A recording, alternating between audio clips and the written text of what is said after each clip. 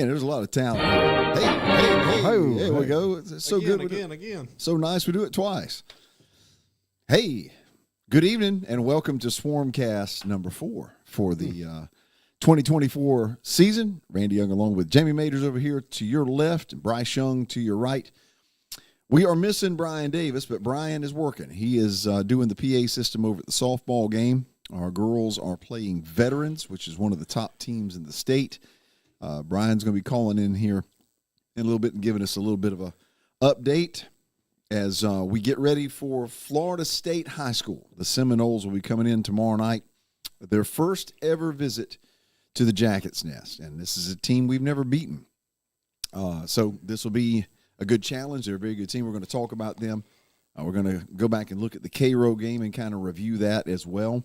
We'll have Coach Rogers calling at the bottom of the hour. We have got the flashback tonight.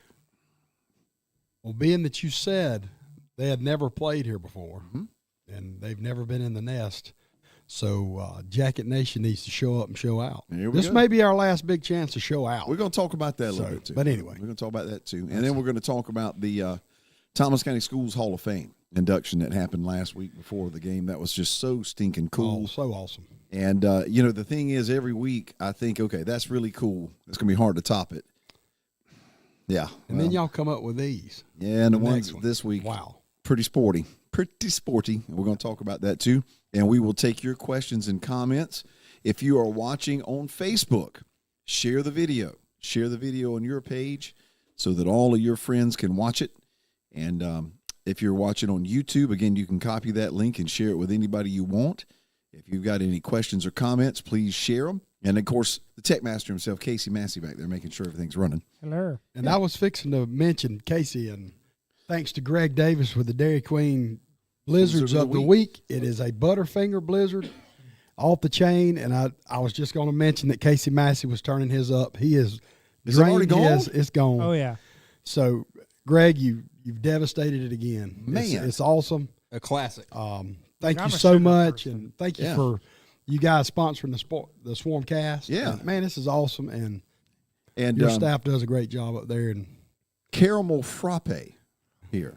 Randy says he'll be up at least 12 hours. I was going to say this. I'll probably be ready for kickoff tomorrow. And night. I got Brian's. Yeah, well, So I got a blizzard and a frappe, so I don't know what might happen. Here we go. I was gonna say, Watch out, Randy. That's like mixing pasta and antipasta. That may be the end of the world coming right there.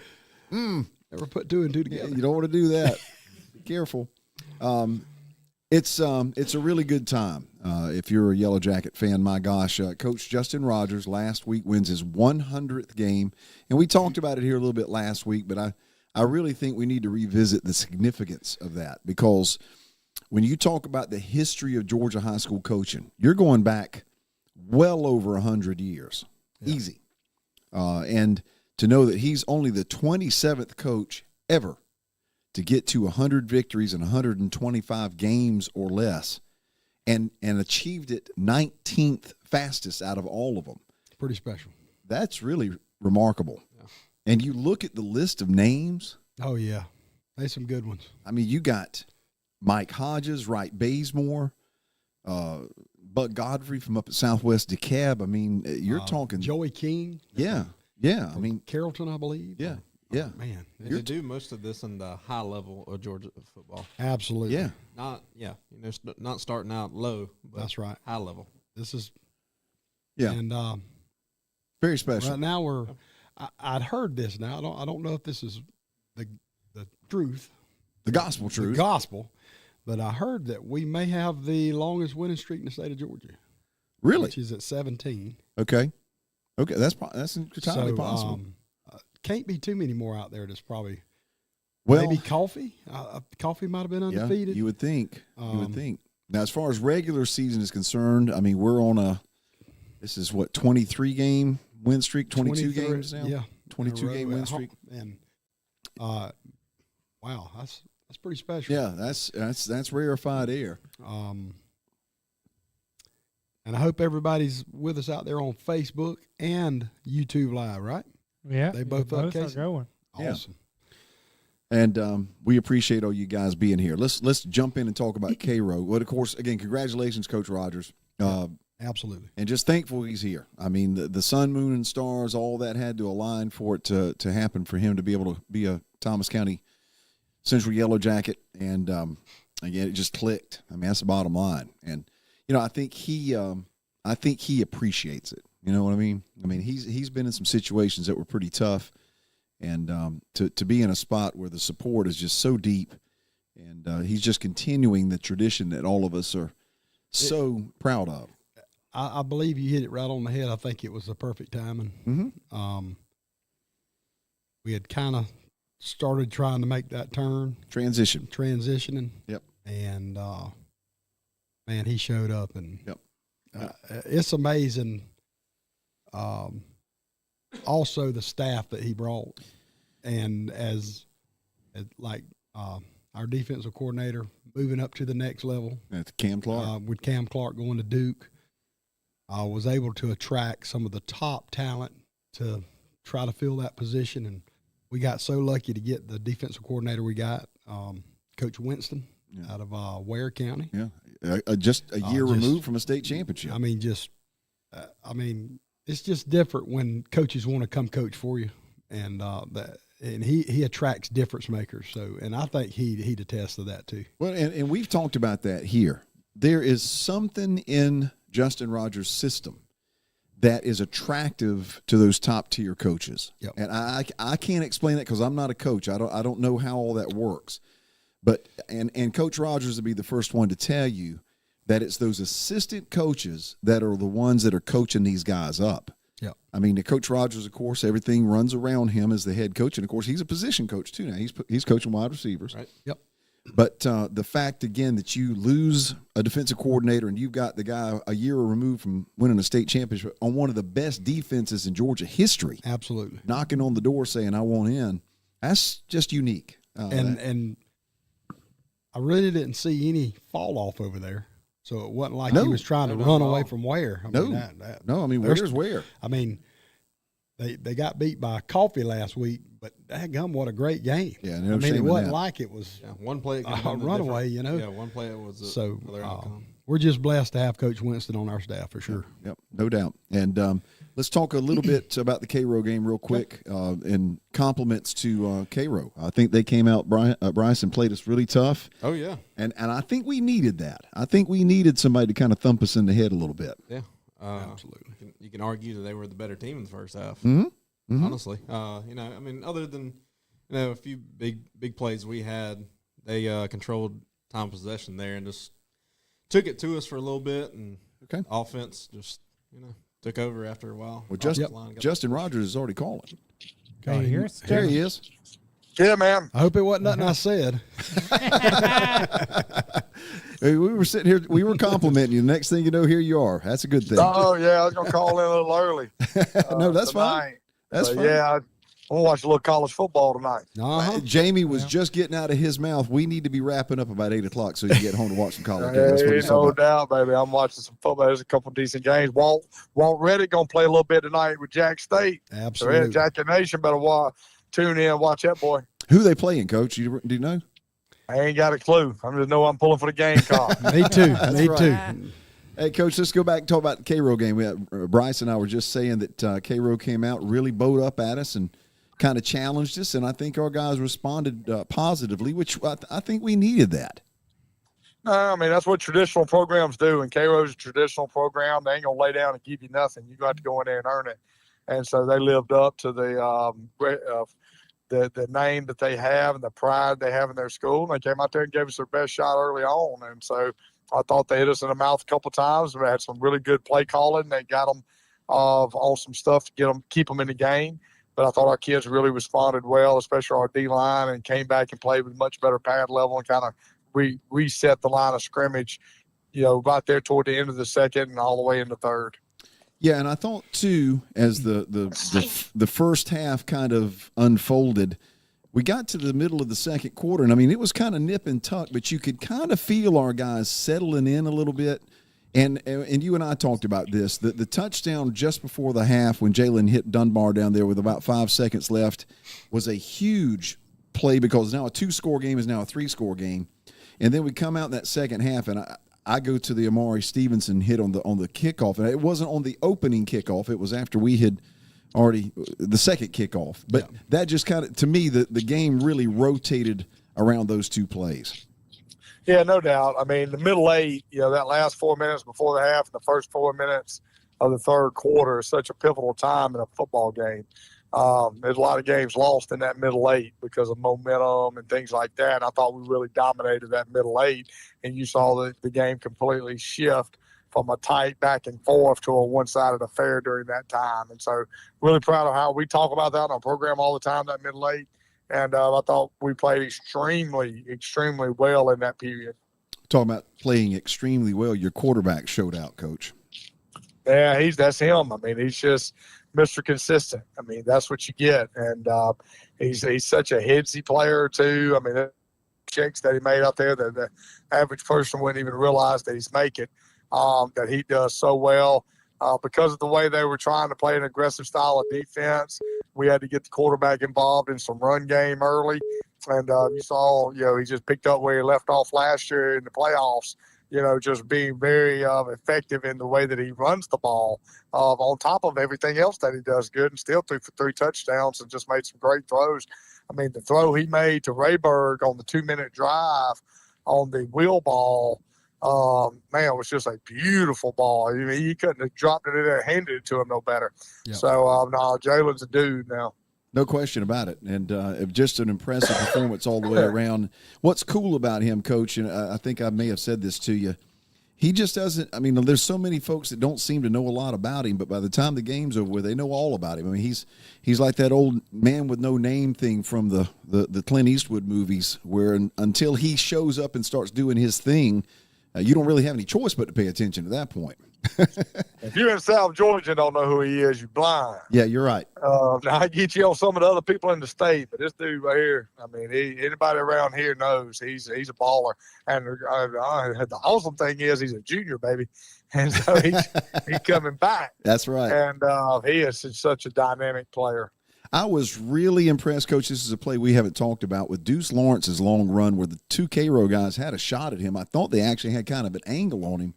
And I don't know what he was sipping on the sideline, but whatever that, as my granddad used to call the high test, whatever fuel it was, he kicked it into a different gear at about 25-yard line and just left those guys. He can move. Yeah. Well, first off, I mean, he gives you that home run ability.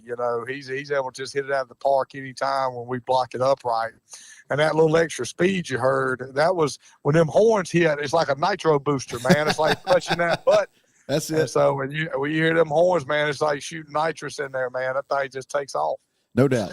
No doubt. Now, tell us about Florida High, because they're a tradition-rich program in their own right, a traditional power in Florida.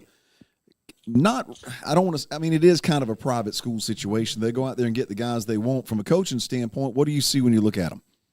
Yeah, I mean, it's the same thing, like last week, in the fact that it's a program that's used to winning, a program that knows how to win and been in big games. So they'll come out here and you're going to get their best shot now because they've got a lot of pride in that program. I mean, they've had unbelievable sustained success. They've got some really good players with some offers. The safety, who also plays receiver, number 11, is a really good player, and he has a lot of length to him. The running back, number 3, I think is a really good back. I think he's a shifty back. He's got great vision, sees things well. They've got another little receiver that I think is dynamic in their center. If you like O-line play, I think their center's a really good center. And I think he does a really good job. They pull him out on the edges a lot. He's a really good puller. So those are the things I see there. Coaching, Hickman's been there forever. Whether it's his daddy or him. And so they have a standard, and they have an identity. I go back and I watch them when they played you guys before I got here, and there ain't a whole lot that's changed from their standpoint of what they're trying to do schematically. I mean, they have an identity schematically of who they are, which is always, good for a program. So they'll be a good test for us. They've got some good athletes and a traditional program. So I mean that's why we tried to get someone in this week 3 spot and try to give us a good test. Coach, we were able to defensively settle in that second half, and from what I could hear Randy and them saying, I think we held them to like -2 yards in the second half.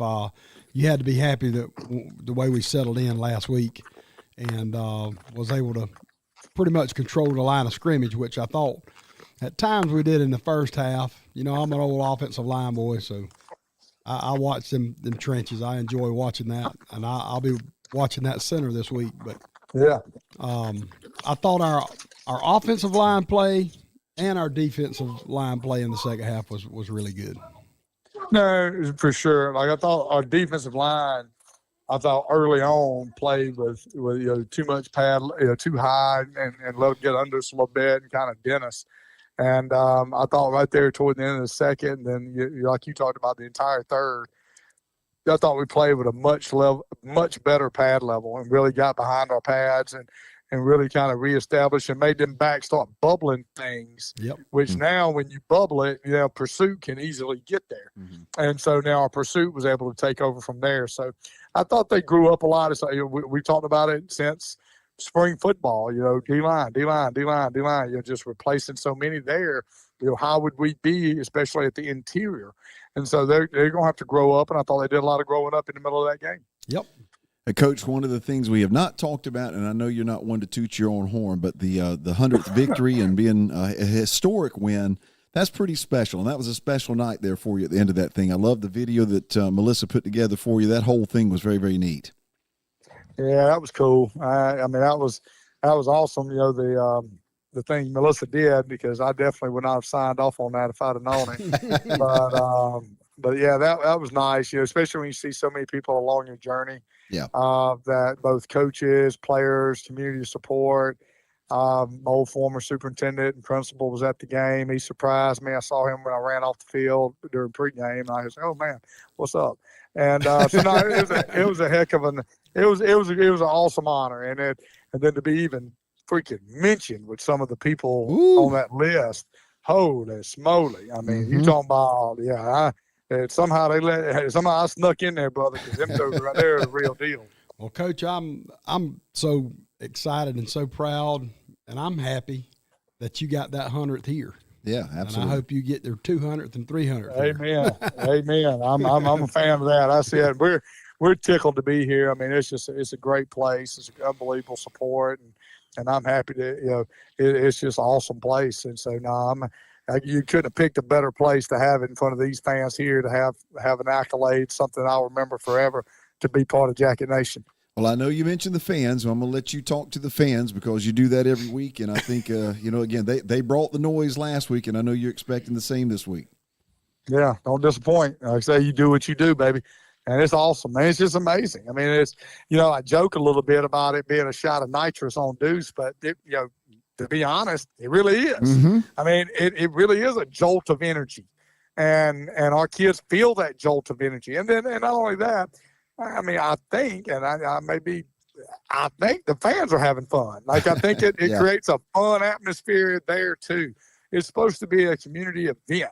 Yep. And I think we've made it a community event. I think our community's tighter now as we're rallied together. I mean, I think there's just so many pros that come from it, and it's just so cool. And so we got to make sure them poor boys in Tallahassee, I mean, they don't get to experience this. So we don't want to let them down. We want them to get the full experience when they come up here. Absolutely. So we need to show our Southern hospitality and let them have the full South Georgia football experience when they come up here. And set a standard for their guys, right? Yeah.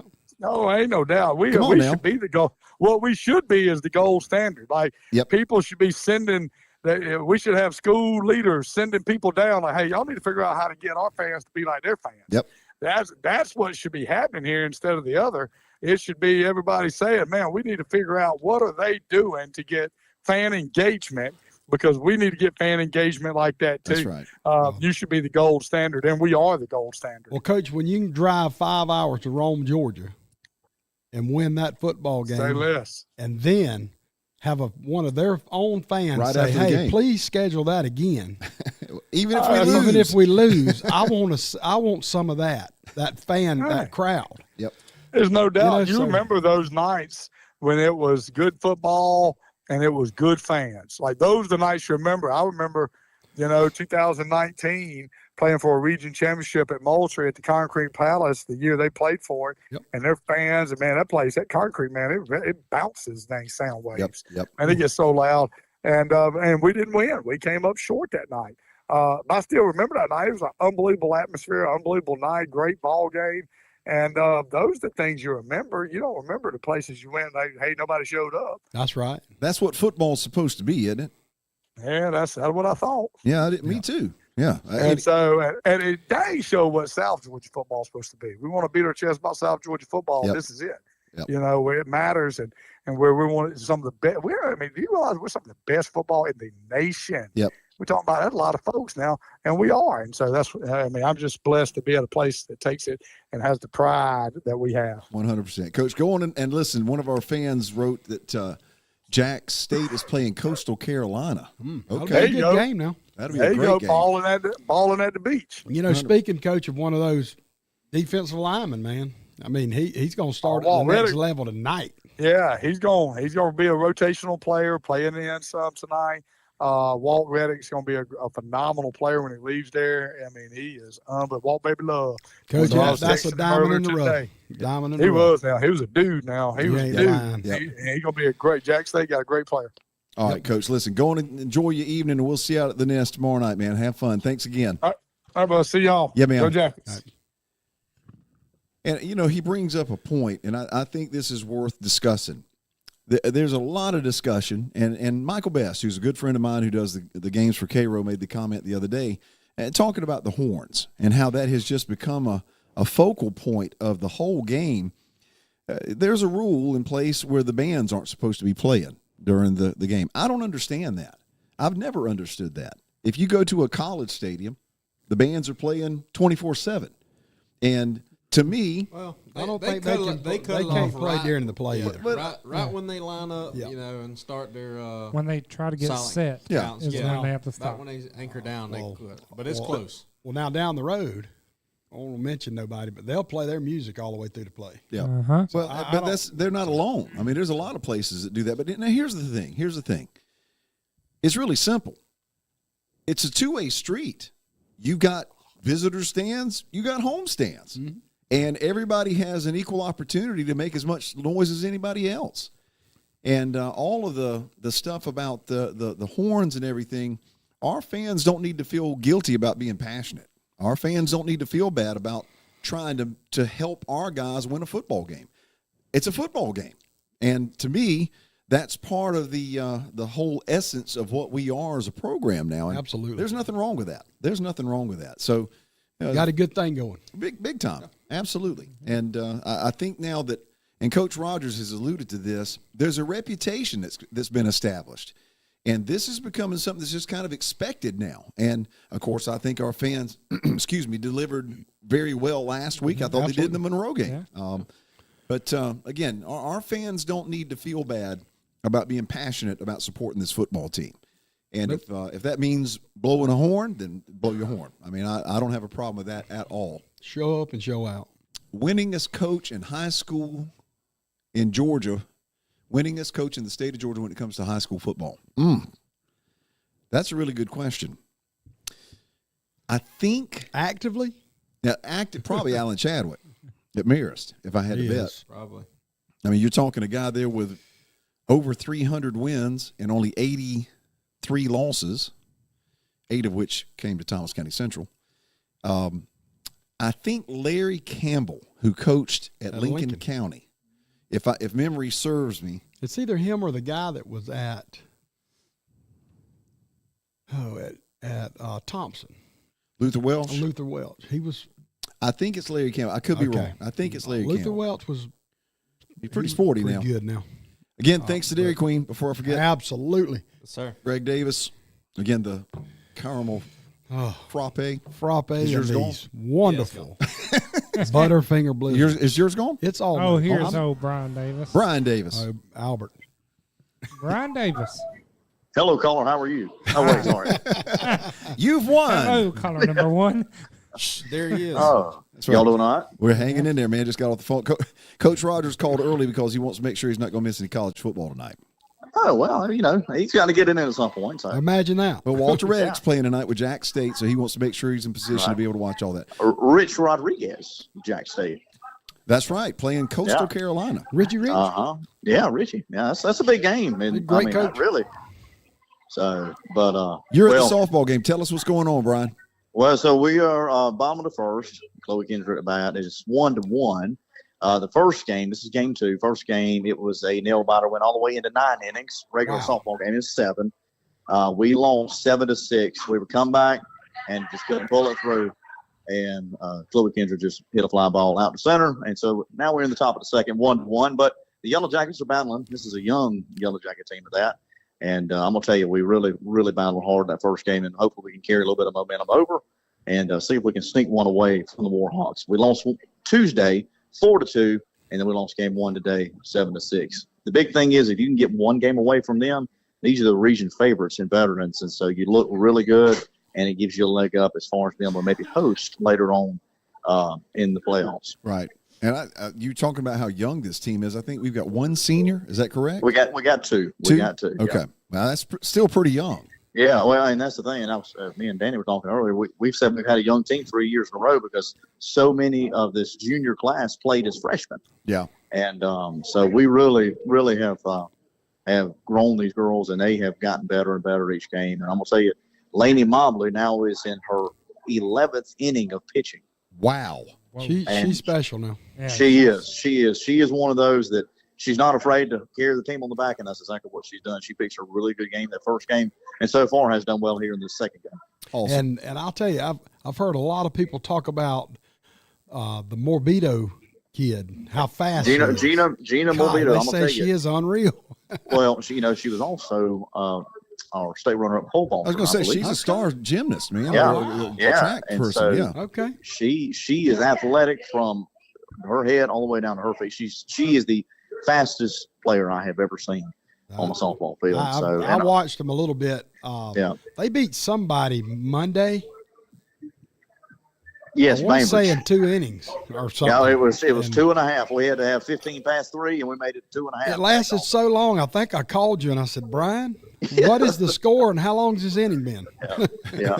So but I think she batted 3 times in the first inning. Wow. Yeah, she did. Yeah, it was that game. Of course, this is a little bit different. Bamers are struggling this year, so this veterans team really, really looks good. But, I got you. But anyway. I was just going to say, this veterans team is one of the top teams in the state, not just in this region. I mean, they're ranked number 5 in the state of Georgia. So, I mean, as far as that goes, I mean, you lose 4-2 to them, you lose 7-6, and you're in a fight with them now. You're holding your own. I mean, how close are you to being about as good as they are? So. Yeah. Well, Yellow Jackets look really good, considering how young we are and the talent and depth. And, we're in good shape. So you just continue to battle. And just one step in front of the other. So, and then of course next week, more region games ahead of us. Yeah, absolutely. Well, go do your job, Brian, and thanks for calling in, man. Guys. We'll see you tomorrow. Y'all have a good show. You too, man. Bye. Awesome. If you've got questions or comments, Obadiah Farley, and by the way, it was Larry Campbell, according to one of our fans. He's the man now. The girls' flag football team, it will kick off. Their first game is the first week of October. Okay. Yeah, and they are going to be having a second round of tryouts in like the next 2 weeks, I think. The next couple of weeks. Yep. So there's girls that didn't. Yep. The ones that didn't come out in the spring will have an opportunity, and I think again some of these softball girls might be in that mix possibly. But anyway, their first game is going to be the first week of October, and we're going to have Chad Parkinson on in the next couple of weeks. And Chad's the head coach of the girls team, and we're going to let him talk about the experience of coaching these girls. Man, he has eaten this mess up.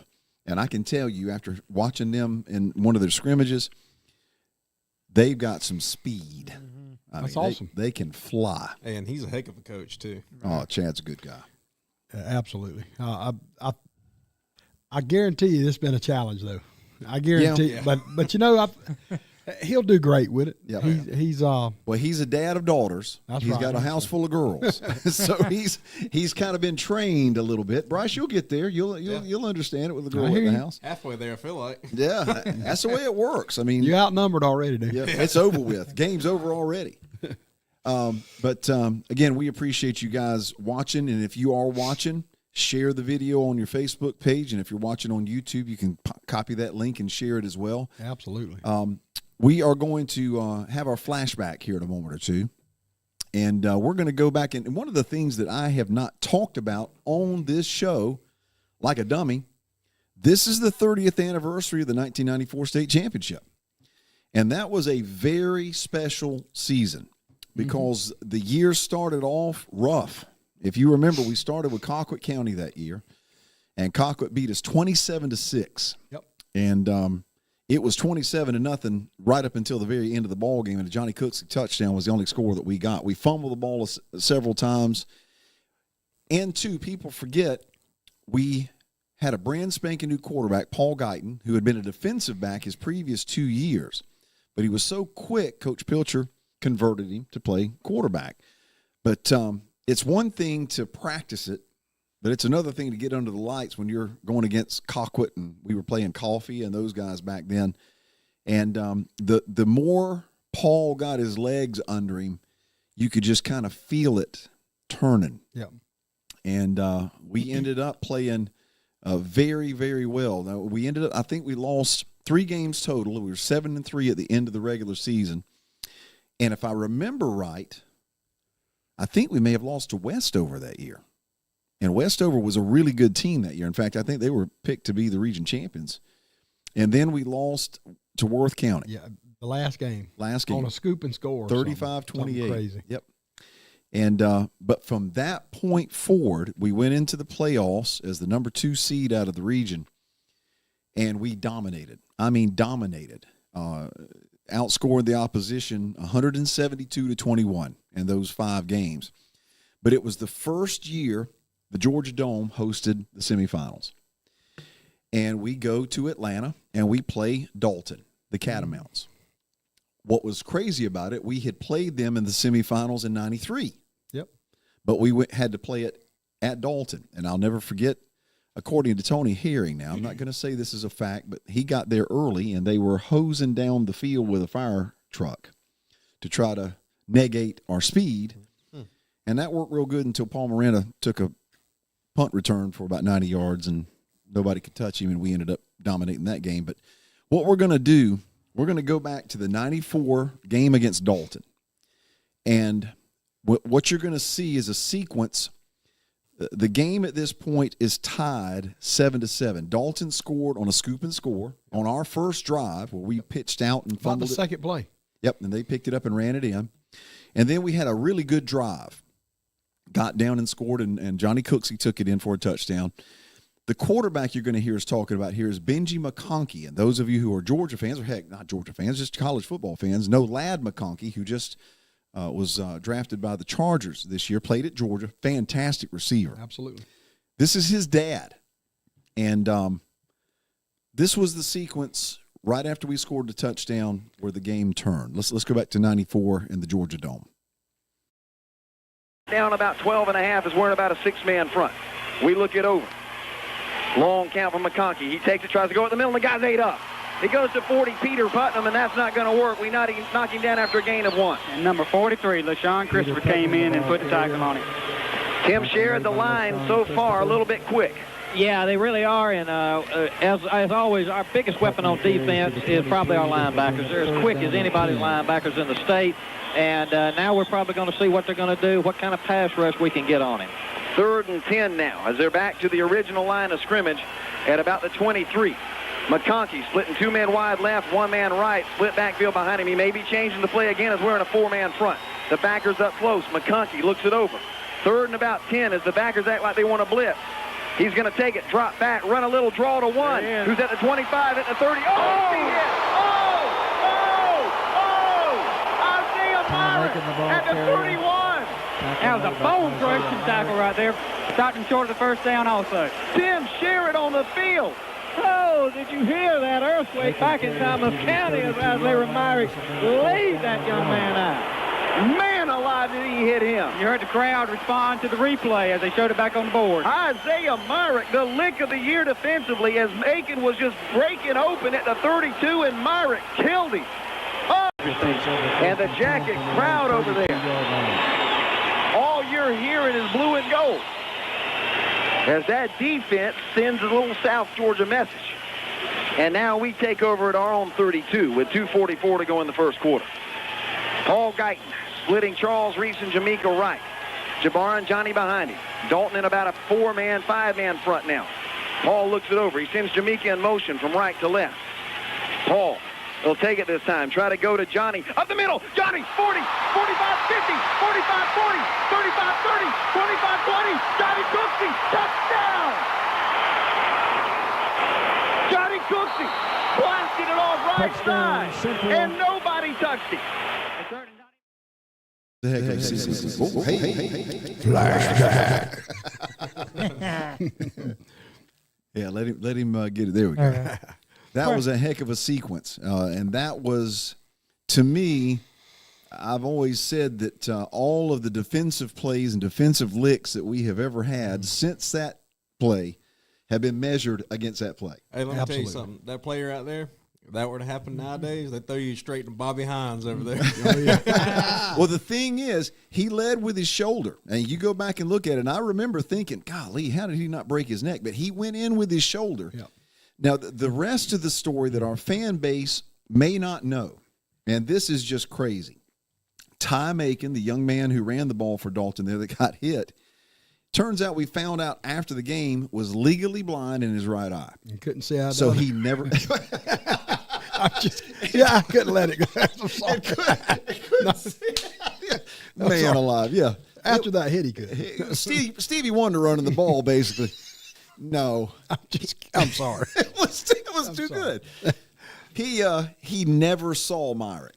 And when he got the ball and came through the line, you could almost see him kind of looking to the left, trying to figure out where he was going to go because, again, the right side for him wasn't going to work. Right. And Myrick just had a very clean shot and took full advantage of it. And then, of course, Johnny Cooksey. I mean, what a legend in Thomas County. And I think anybody that was there at the game, I think we got to the second half of the football game, and we had pretty much imposed our will. Yep.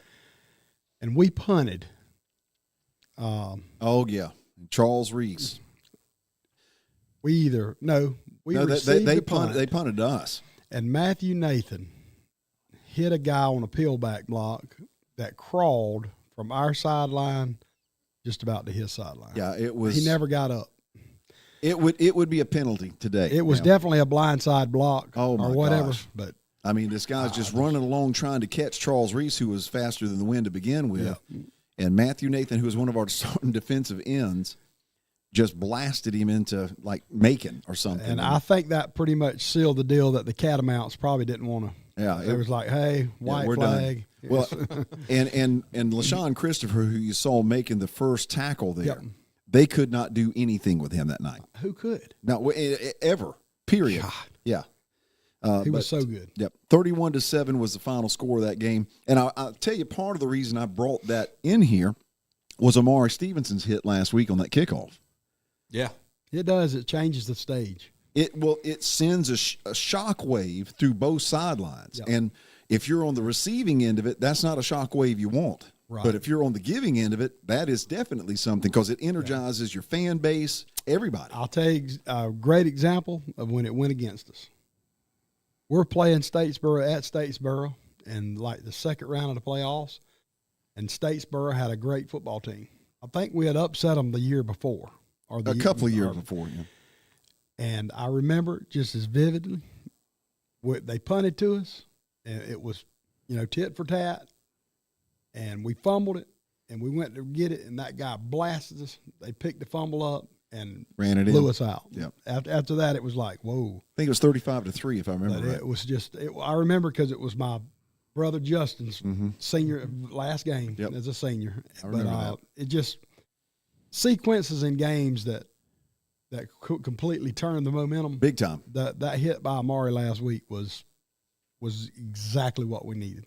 Yeah, at the right time. Too. At the right Big time. time. It kind of a statement. I mean, and we were, the game was turning already, but that was almost like the period at the end of the sentence. I mean, at that point, it was over with. Absolutely. Again, if you guys have got any questions or comments, please share them. We'll be happy to try to field them as best we can. And I hope you guys enjoy those flashbacks. To me, that's really, really cool going back. I love it. My question is about the field. What is it? Was it rubber? It was AstroTurf. AstroTurf. It was nothing like you see today. No. No. That's why I'm asking. I've never seen It something was like like spongy. It was like the Like stuff a you put in front carpet. of your Yeah. camper. So very similar to kind of like the middle school's but it basketball wasn't court, but it wasn't more shag. spongy. Yeah. It was It was flat, Yeah. and it had ground up tires Under. in it to be the dirt, Dirt. Yeah. and that A stuff. little bit. A little bit. Yeah. I will never forget Coach Wilhelm talking about how difficult it was to get it out of the helmets and get it out of all the pads and everything, because it got into every, and I'll just leave this to your imagination, every crevice possible. Yeah, absolutely. Just leave it at that. Yeah. And it would take your skin off. Yeah. Well, it's like If playing you on skid it concrete across. or playing in Right. the parking lot. Yeah, So. yeah. This was the early days of like that turf stuff that you see inside indoor stadiums now, and it didn't stay there long. It wasn't Florida long before had they changed it. When I went on a recruiting visit to Florida, we got to sit on the field. Charlie Ward was the punter for Florida State. Went down there. It was Emmitt Smith's last football game at Florida. He was leaving for the NFL. Florida was recruiting him, by the way. And I walked out on the field afterwards, and and me and Brett Manning, I remember looking at him. I said, "Dude, that would hurt if you fell on it."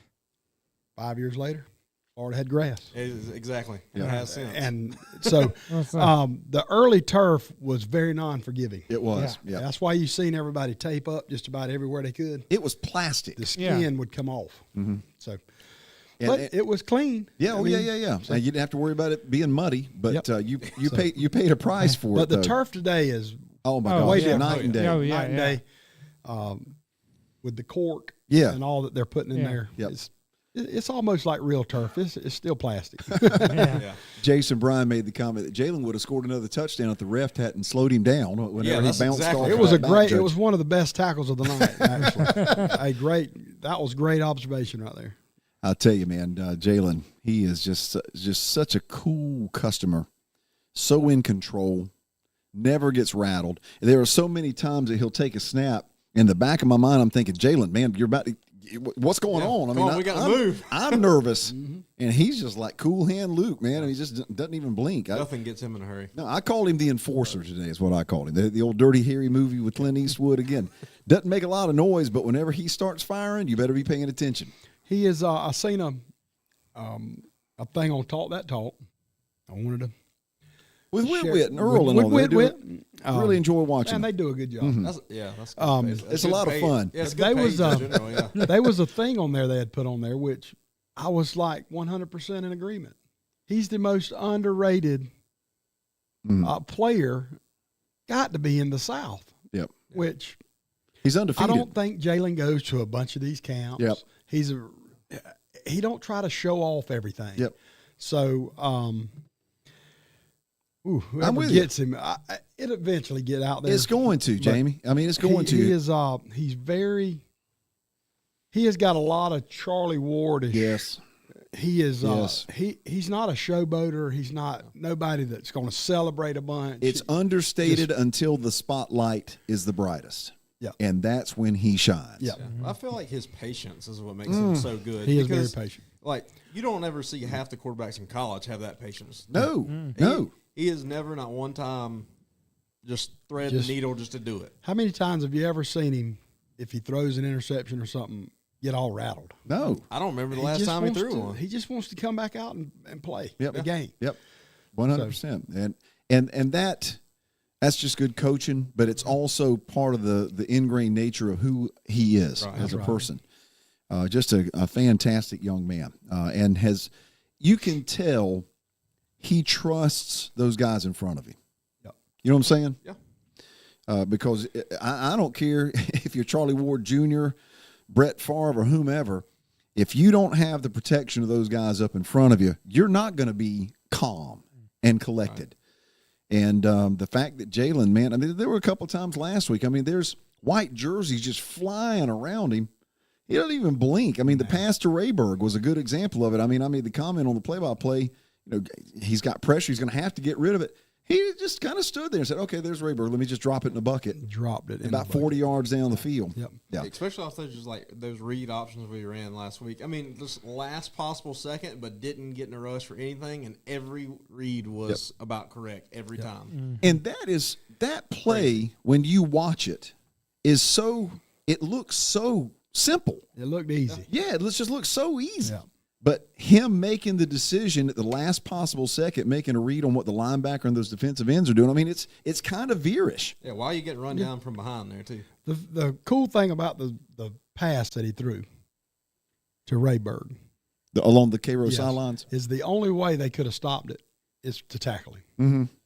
They would have had to interfere with him to knock the ball down. Mm-hmm. Yeah. That's how pretty the pass. Well, and it was placed in a spot it where looked only like a Warfel pass. Mm-hmm. There was a time that Danny Warfel, if he threw it, it was there. I was like, is somebody standing over the top of the receiver dropping the ball down there? Because how do you make the ball come straight down like that? Yeah.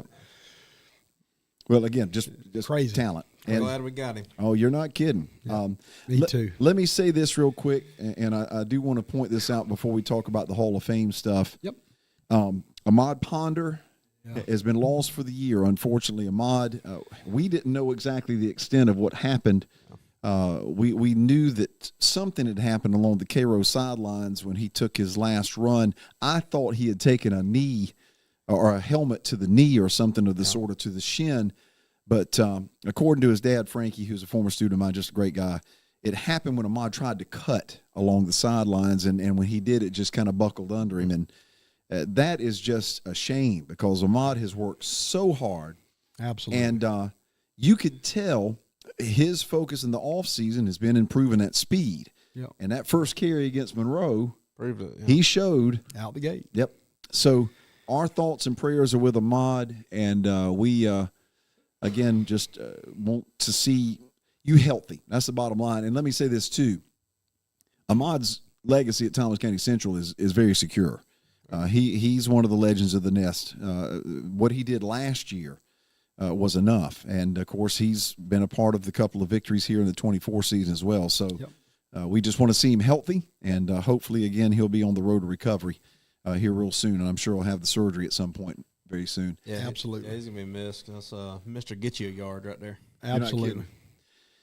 Well, the good news from the team and the program standpoint is that you're deep at that position. And you've got a bunch of guys. And let's be honest here. Evan Martin, number 23. I think you're going to see more and more of him because he may be a little more physical than the other guys, but each one of them are just so interchangeable. Yeah, all of them have their own style, and they create their own problems for everybody. Yeah, yeah so, they're all different. Yeah, finesse guys. I will say Ahmad was probably our most power runner we had back there, even though Deuce can run some power, and I think Carnage has shown he's not afraid of it, and so is AJ. Yeah, AJ's more along I think he's the real true power runner we have now. AJ may be the most complete back of all of them. I think he's got a little more Carnage and Deuce. Burners, man. Burners. Yep. If they break a tackle, as they say. Yep. Well, AJ, I can't wait to see him break one because Eli tells me that he says, Dad, if AJ breaks one, they won't catch him. Yeah. Well, he had a nice touchdown run the other night. AJ's big. Hey, he looks the part now. Oh, yeah. Obadiah is asking, and I do not know the answer to this question. Try me.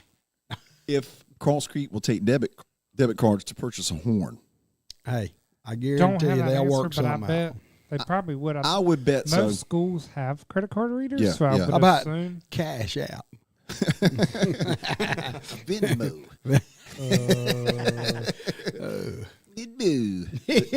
Anyway, I'm sure they would, Obadiah. That would be Obadiah, you go over here, I'm going to get you some. Yeah, and C.J. McCann's making the comment that Jalen may be the best pure passer Central's ever had. You could make the argument, and I will say this, he will own every passing record that this school has ever had by the time he's done, flat out. Yep. No question about it. And deservedly so. I mean, he's just special player.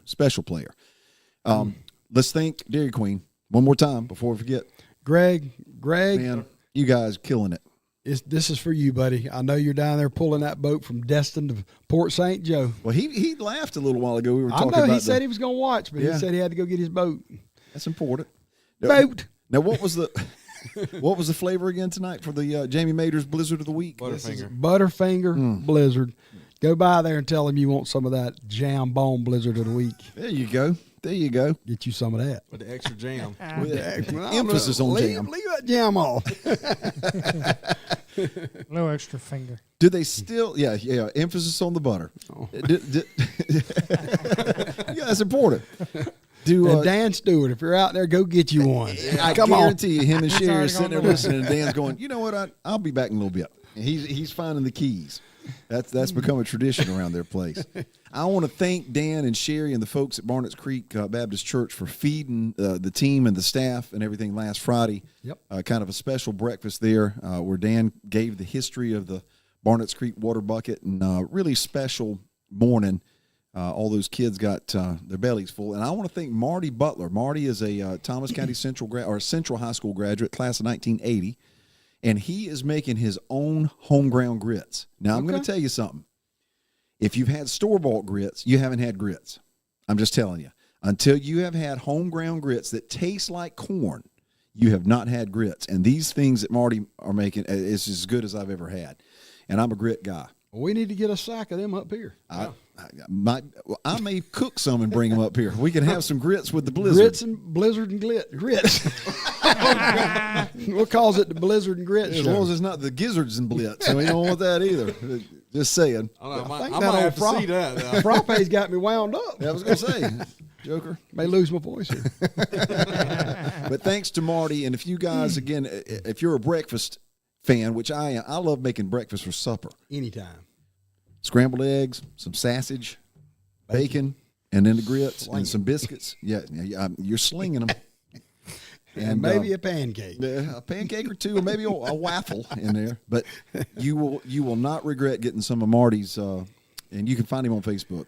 Look up Butler's Syrups. I think he's got the cane syrups that he makes as well. Ooh. But the grits are part of it as well.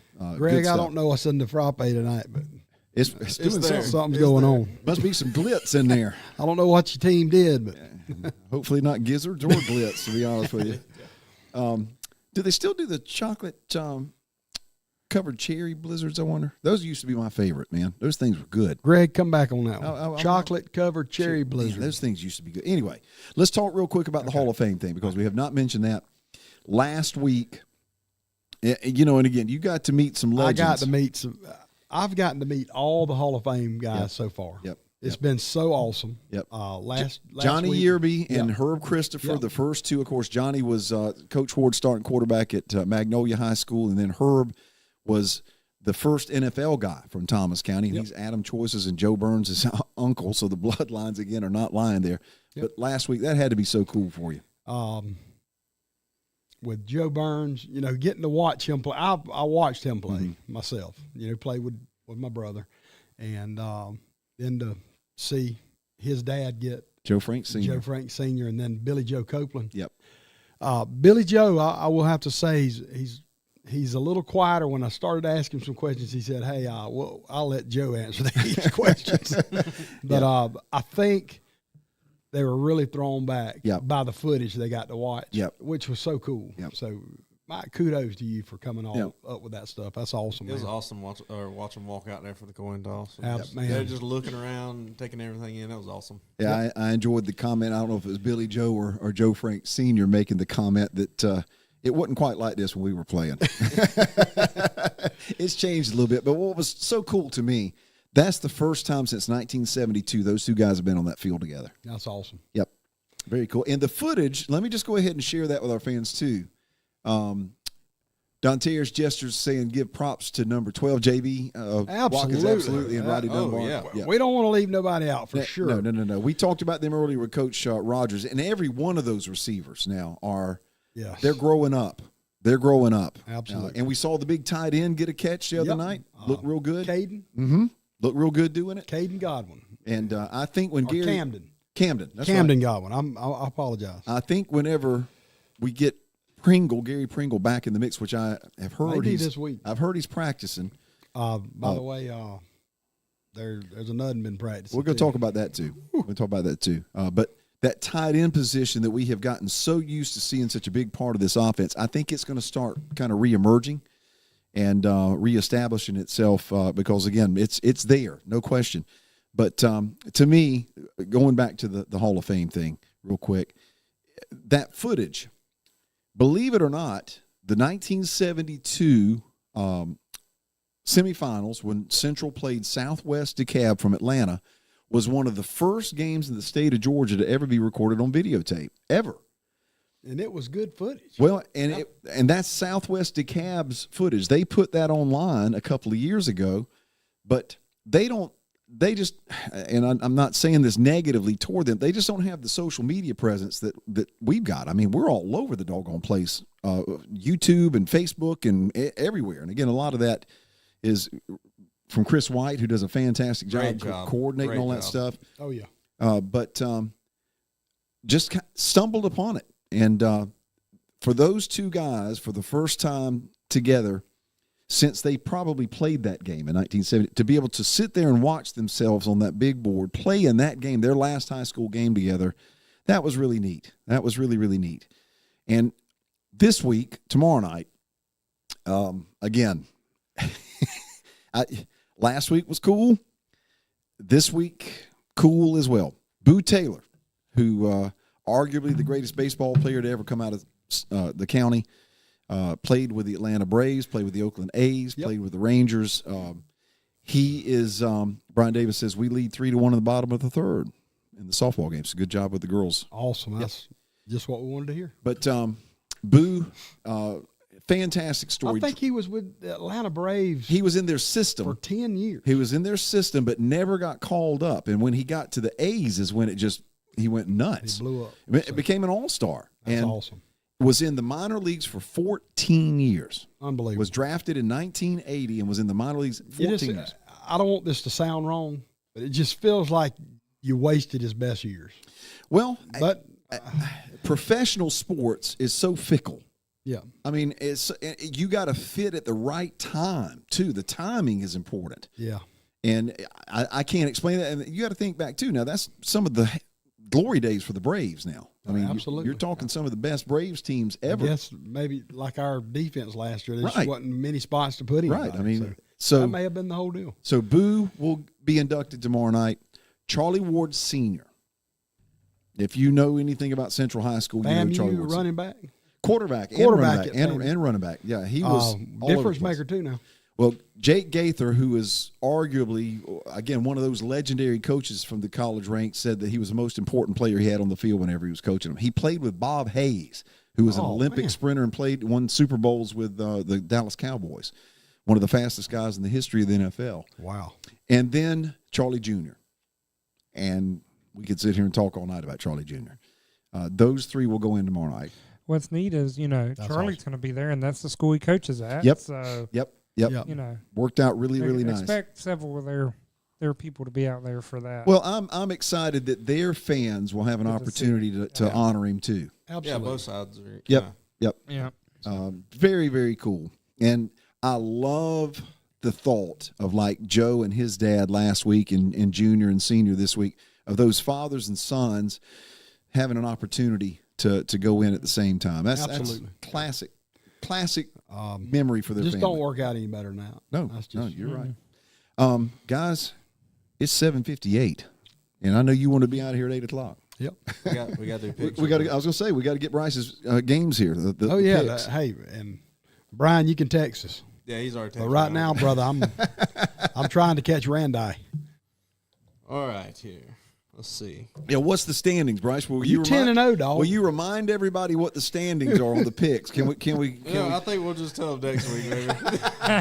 Maybe he'll get 5 losses. Yeah, I'm gonna go 0 for 5. All right, let's see here. All right, Randy. We'll let Randy pick first every time. 10-0.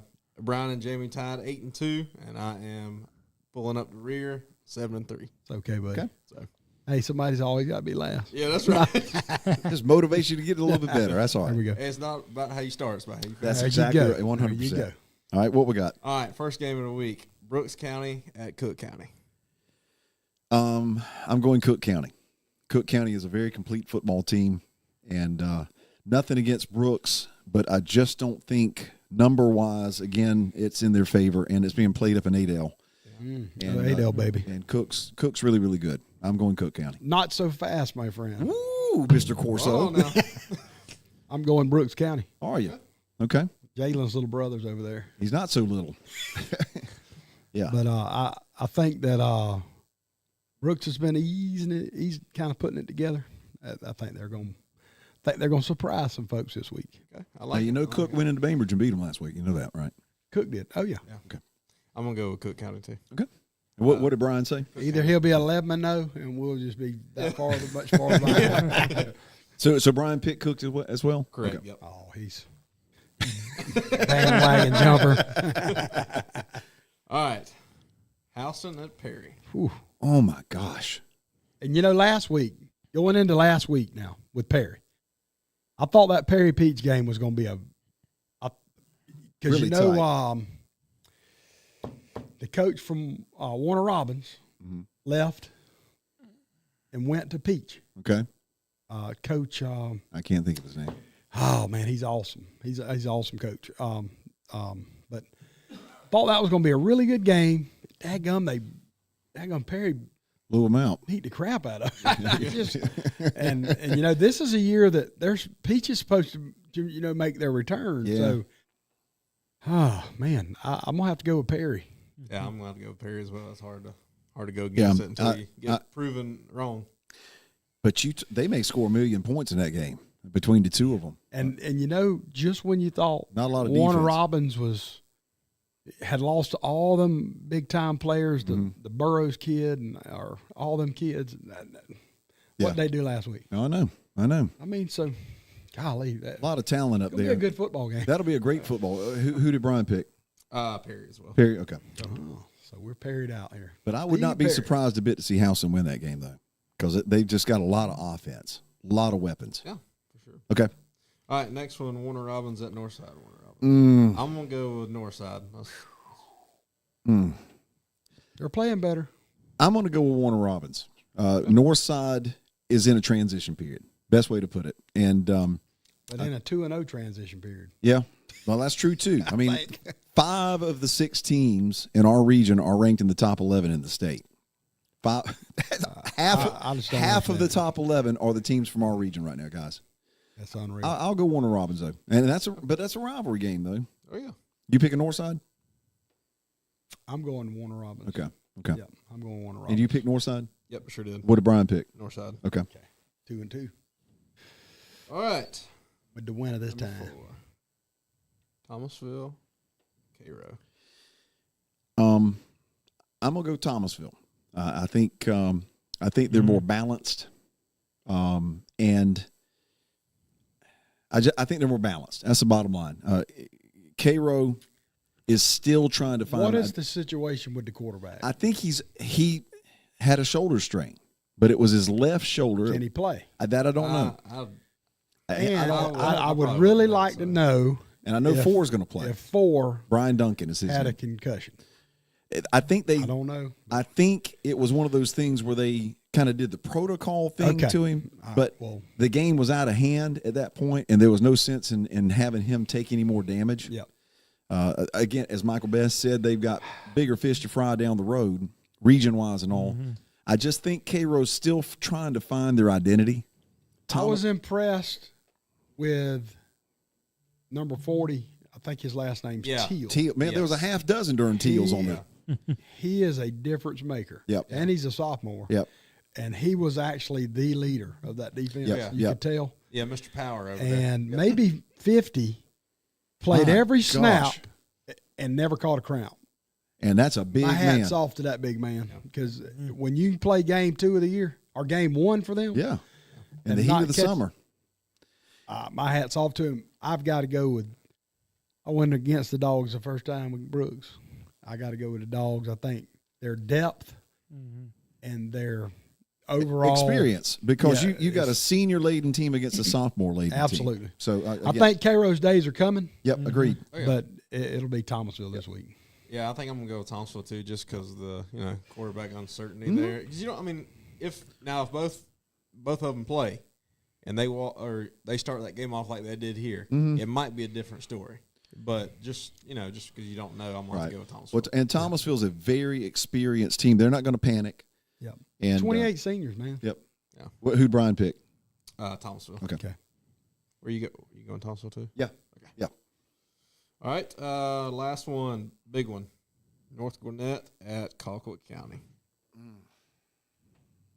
Golly, because North Gwinnett beat McEachern pretty solid last week. Mm-hmm. Is it at Colquitt? I think it is. It is, yeah. They play about 8 home games. Yeah. Every year. Every year. So. I'm going Colquitt. Home team, extremely talented, very young, but that'll be a tough one. That'll be a close football game. I'm gonna go Colquitt. Hog Pen, they're hard to beat. I'm definitely going Colquitt. Are you? Definitely. Okay. What's your pick there, Bryce? What you think? He's thinking. I'll be oddball. I'll go North Gwinnett here. Okay, and that's justifiable. Yeah. Never know. Yep. Never know with them. That's Gwinnett County. Who did Brian pick? Colquitt County. Okay, so Bryce is the lone. Yep. And let me say this too. One of the other games to keep an eye on this week is Woodward Academy and Marist. Mm-hmm. That thing could be over because Woodward will like to run it now. Mm-hmm. That thing could be over in an hour and 45, yeah. somewhere around there. They'd be watching everybody else play. What's interesting is that Marist is ranked number 1, I think, in AAA in the state, and Woodward now is 0-2. So they're on a 3-game. But it ain't like they ain't played. No, they played some great teams now. Off the rip, they were on ESPN. Yeah, so. yeah. Oh yeah. Very, very good teams. All right, well, cool. Let me chunk this out there. I know this is kind of off the pace a little bit from what we usually talk to high school wise. How about we're going to be fed this weekend with some college football? Oh man, and this is one of the best slates to start the season. To start the season I've ever seen. Yeah, starting tonight with our own Walter Reddick playing tonight at Jacksonville State. Yep, against Coastal Carolina. That'll be a great game. And in my opinion, one of the most overlooked, underrated football players on our football team last year. He is a diamond. Jacksonville State got a dominated the state championship game. Awesome, dominated. He is awesome. Who else is playing tonight? You were telling me there's several of them. UCF's playing tonight. I don't think they're playing team alike, but you don't know who they're playing? No, that's okay. That's okay. NC State's playing, maybe. I think you're right. Missouri's playing. But we've also got Kennesaw State going to be playing this weekend. That's right. That would be Tykeem and Ross. No, Rawls and the most valuable player of the.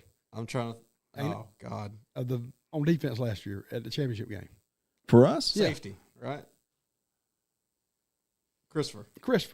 Taiwan. Yeah. Taiwan play up there. Yeah. So we got 3 Yellow Jackets up there. We got Tykeem Wallace, Devin Rawls, and Taiwan Christopher. That's pretty good. And I think they've got a really good football game to play this week. I think it's a really There's a bunch game. of good games. Yeah, I didn't know Arkansas was playing right now, too. Hey, we start this thing off now, Randy Young. I know this will mean something to you.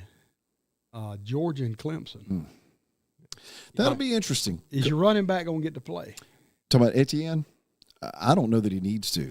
What is the whole deal with the speeding up there? Can you give us a little touch on that? Because I can. You got 19, 20-year-old guys with hundreds of thousands of dollars going and buying Challengers and Lamborghinis. Let me tell you something. Mike can change that to $1 million there. Yeah. Well, let me tell you something. If all of us are 20 years old and I go buy me a Lamborghini, I don't want to even tell you. Guess what we're doing? We're speeding. And I'm just admitting that. Now I'm not going to go. Taking the Fiero out. What are you talking do it in the Fiero. You have it in the Fiero. Yeah, we can only get one of us in there though with that thing though. But that's all you need. Yeah, you're right. But you see what I'm saying? I mean, yeah, it's definitely changed. The landscape has changed. Yeah, it's young men with a lot of money and fast cars. I mean, show me That's what. a country song. Do you think that one of the classes that they need to have in college now that they can get paid is finance? It's how to how to control your finances. 1,000%. Before you handle the money. What are you talking about? That should have started as a freshman in high school. You're right. Well, we used to balance a checkbook. Miss Lana Hicks showed me how to balance a checkbook. And also too, before I forget, and we kind of mentioned this earlier, and I want to get this in before we close. D. Reddick will be back. tomorrow night. And I've watched him practice this week. Look good. He's looked good. Difference maker, flat out. I held my breath 2 or 3 times. But he's locked in. I've never seen somebody so locked in. So let's all pray for him that he stays healthy. Really good and he stays healthy, because this is a kid that he wants to play his senior year. Yep. It means everything to him. Yep. You can tell it's killing him.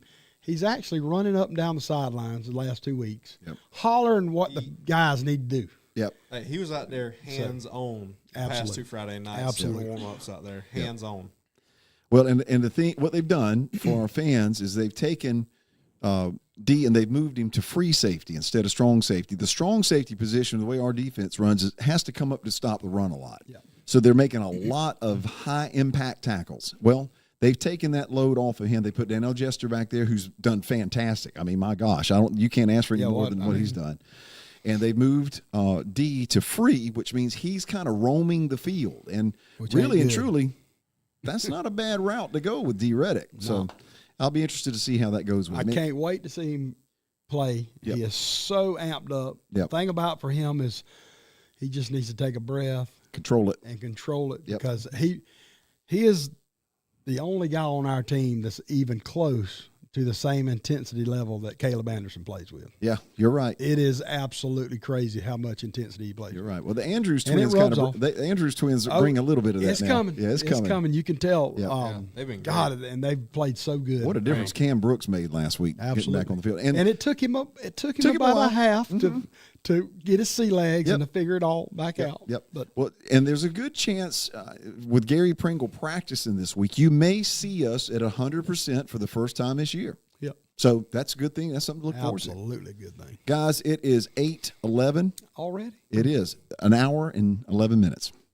Y'all please get on there and watch the Swarmcast. Share it with your friends. And thanks to Dairy Queen, Greg Davis. Again, we want to thank them for sponsoring the Swarmcast and also being a part of the live streams on Friday nights. Absolutely, man. Greg, it's awesome having you on board. And it's empty. I love these blizzards.